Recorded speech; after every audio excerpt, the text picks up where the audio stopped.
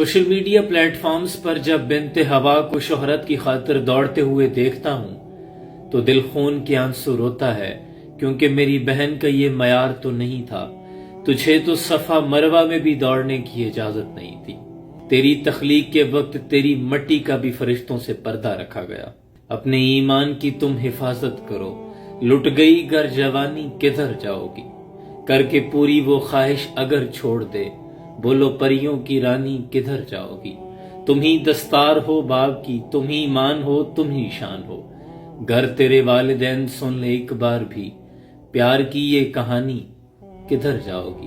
اپنے ایمان کی تم حفاظت کرو، لٹ گئی گر جوانی کدھر جاؤ گی؟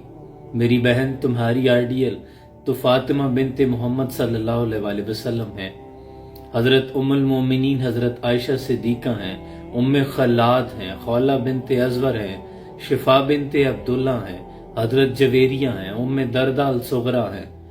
تمہارا معیار تو بہت بلند ہے، تمہارا تعلق تو اس دین سے ہے جس کی بیٹی گڑیا بھی خریدے تو دوپٹہ ساتھ لیتی ہے۔ میں یاد نہیں کہ تم اسلام کے سب سے مضبوط قلعے ہو۔ نیپولین نے جب اپنے وزیروں سے پوچھا تھا کہ ان مسلمانوں کے سب سے مضبوط قلعے کون سے ہیں، تو وزیروں نے کہا تھا کہ ان کی نیک مائیں۔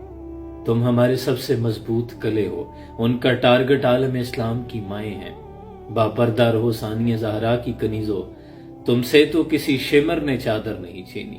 عورت دیوار سے گر جائے تو اٹھ سکتی ہے، معیار سے گر جائے تو پھر نہیں اٹھ سکتی۔ شہرت کی خاطر اس دوڑ میں تم خود کو نہ تھکاؤ۔ تمہیں تو سجنے کی ضرورت نہیں ہے بنت ہوا، تجھ پہ تو سجتی ہے حیا بھی کسی زیور کی طرح۔ اللہ تمام بہنوں کی عزتیں اور آبرویں سلامت رکھے۔ سلام پہنچے۔